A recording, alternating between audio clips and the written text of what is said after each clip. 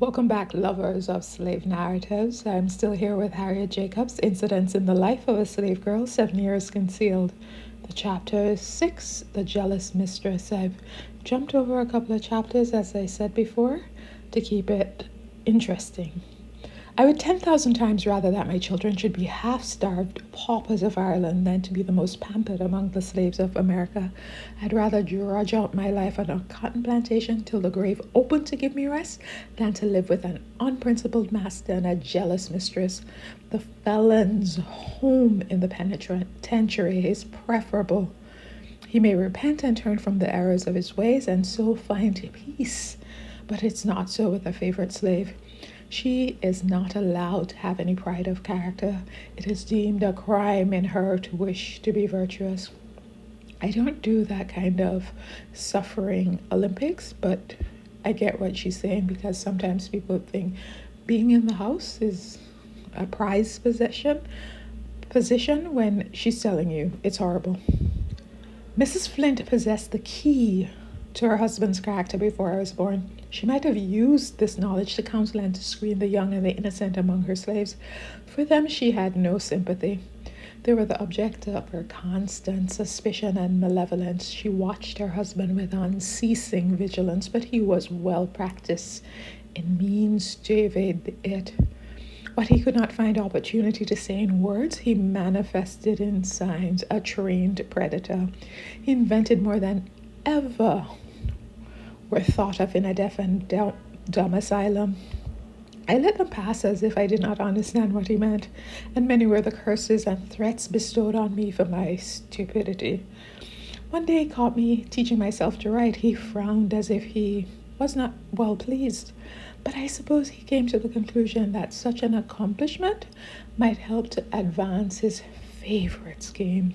So his perversion blinded him to the threat of her learning to read. Before long, notes were often slipped into my hand. I would return them, saying, "I can't read them, sir." "Can't you?" he replied. "Then I must read them to you." He always finished the reading by asking, "Do you understand?" Sometimes he would complain of the heat of the tea room and order his supper to be placed on a small table in the piazza. He would seat himself there with a well-satisfied smile and tell me to stand by and brush away the flies. He would eat very slowly, pausing between mouthfuls. These intervals were employed in describing the happiness I was so foolishly throwing away, and in threatening me with the penalty that finally awaited my stubborn disobedience. Coercion.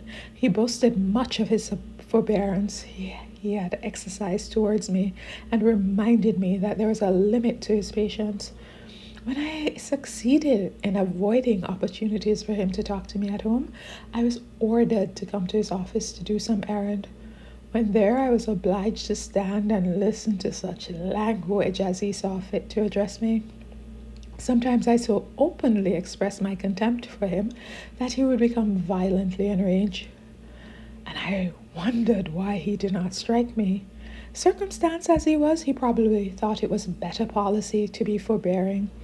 But the state of things grew worse and worse daily. In desperation, I told him I must and would apply to my grandmother for protection.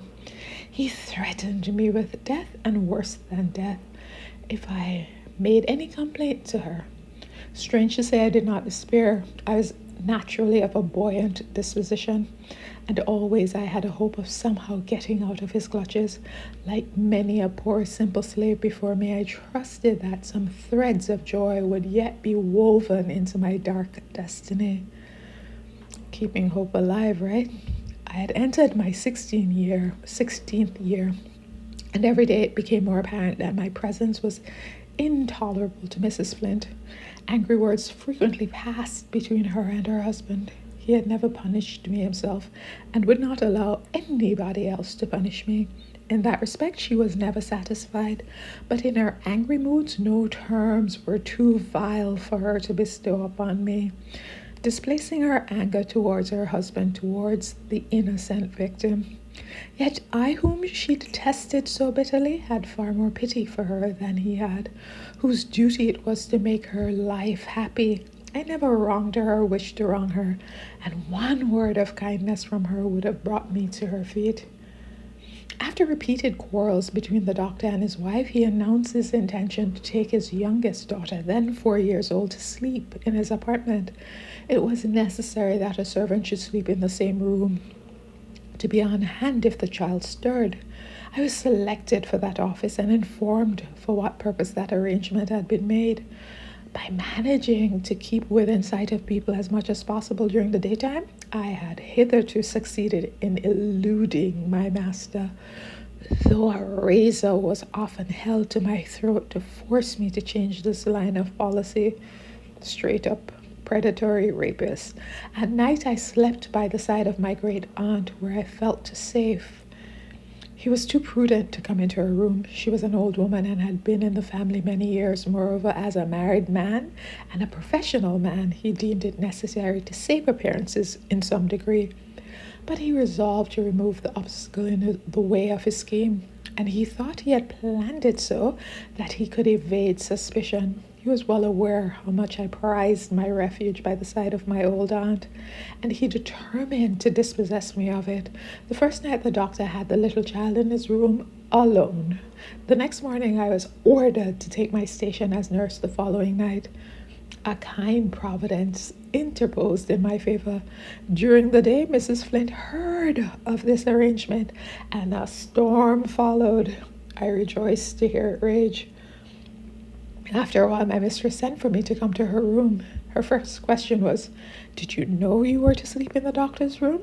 "Yes, ma'am." "Who told you?" "My master." "Will you answer truly all the questions I ask?" "Yes, ma'am." "Tell me then, as you hope to be forgiven, are you innocent of what I accused you?" "I am." She handed me the Bible and said, "Lay your hand on your heart, kiss the holy book, and swear before God that you tell me the truth." I took the oath she required. I did it with a clear conscience. "You have taken God's holy word. Testify your innocence," she said. "If you have deceived me, beware. Now take the stool, sit down, look me directly in the face, and tell me all that has passed between your master and you." I did as she ordered. I went on with my account. Her color changed frequently. She wept and sometimes groaned. Who cares? She spoke in tones so sad that I was touched by her grief. I'm not. The tears came to my eyes, but I was soon convinced that her emotion arose from anger and wounded pride, as I suspected. She felt that her marriage vows were desecrated, her dignity insulted, but she had no compassion for the poor victim of her husband's perfidy. She pitied herself a martyr, but she was incapable of feeling for the condition of shame and misery which her unfortunate helpless slave was placed. Yet perhaps she had some touch of feeling for me, for when the conference was ended, she spoke kindly and promised to protect me. I should have been much comforted by this assurance if I could have had confidence in it, but my experiences in slavery had filled me with distrust. She was not a very refined woman and had not much control over her passions. I was an object of her jealousy and consequently of her hatred, and I knew I could not expect kindness or confidence from her under the circumstances in which I was placed. I could not blame her. Slaveholders' wives feel as other women would under similar circumstances. The fire of her temper kindled from small sparks, and now the flame became so intense that the doctor was obliged to give up his intended arrangement. I knew I had ignited the torch, and I expected to suffer for it afterwards, but I felt too thankful to my mistress for the timely aid she rendered me to care much about that. She now took me to sleep in a room adjoining her own. There I was an object of her especial care, though not of her especial comfort, for she spent many a sleepless night to watch over me. Sometimes I woke up and found her bending over me like a psycho. At other times, she whispered in my ear as though it was her husband who was speaking to me, and listened to hear what I would answer, always blaming the victim. If she startled me on such occasions, she would glide stealthily away like a crazy woman, and the next morning she would tell me I'd been talking in my sleep and ask who I was talking to. At last I began to be fearful for my life, as you should be. It had been often threatened, and you can imagine better than I can describe what an unpleasant sensation it must produce to wake up in the dead of night and find a jealous woman bending over you. Terrible as this experience was, I had fears that it would give place to one more terrible. My mistress grew weary of her vigils. They did not prove satisfactory. She changed her tactics. She now tried the trick of accusing my master of crime in my presence and gave my name as the author of the accusation. To my utter astonishment, he replied, "I don't believe it.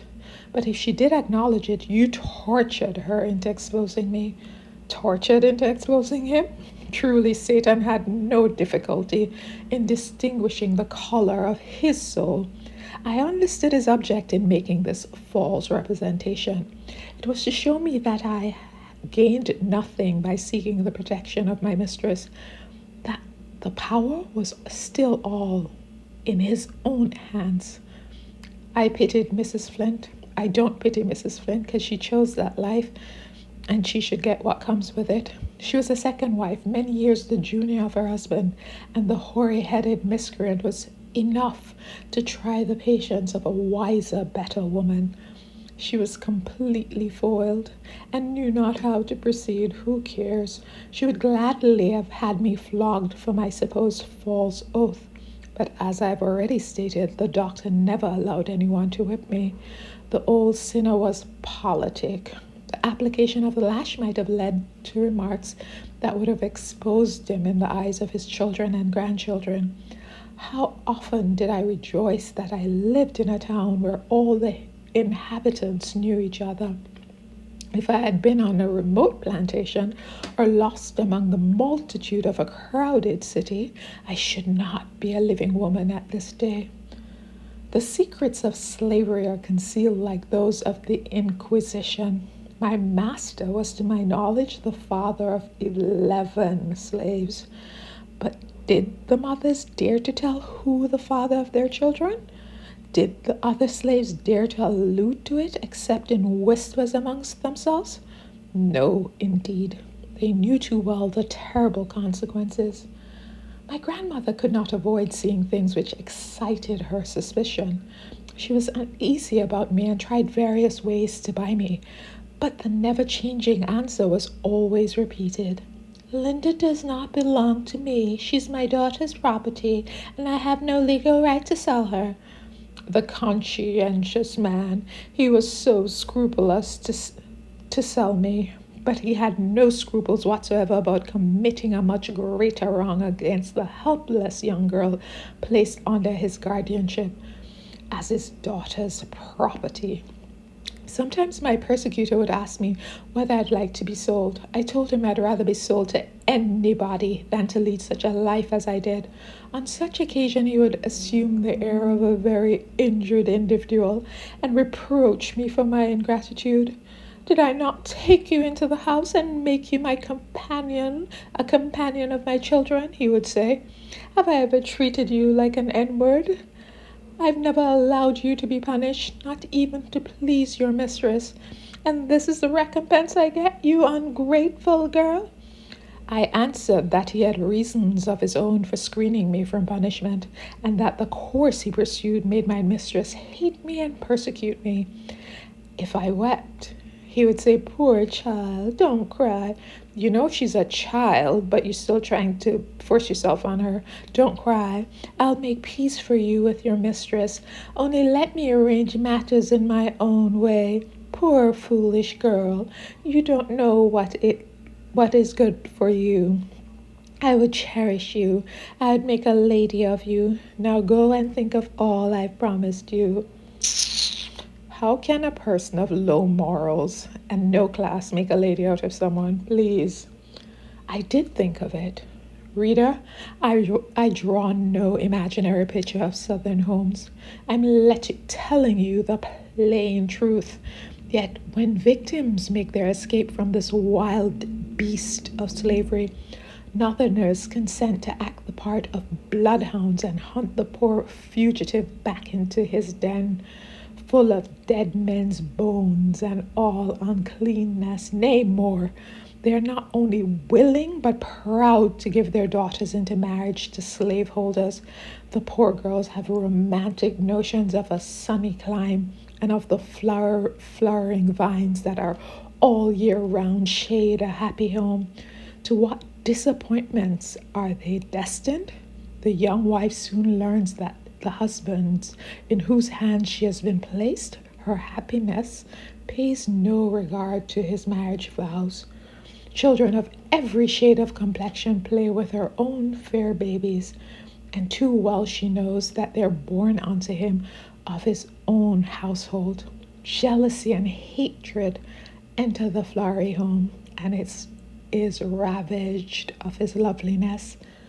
Southern women often marry a man knowing that he's the father of many little slaves. They do not trouble themselves about it. They regard such children as property, marketable as the pigs on the plantation, and it is seldom that they do not make them aware of this by passing them into the slave traders' hands as soon as possible, and thus getting them out of their sight. I'm glad to say there are some honorable exceptions. I have myself known 2 Southern wives who exhorted their husbands to free those slaves towards whom they stood in parental relation, and their request was granted. These husbands blushed before the superior nobleness of their wives' nature, though they had only counseled them to do that which it was their duty to do. It commanded their respect and rendered their conduct more exemplary. Concealment was at an end, and confidence took the place of distrust. Though this bad institution deadens the moral sense, even in white women, to a fearful extent, it's not altogether extinct. I've heard Southern ladies say of Mr. Such a one, he not only thinks it's no disgrace to be the father of those little ends, but he is not ashamed to call himself their master. I declare such things ought not to be tolerated in any decent society.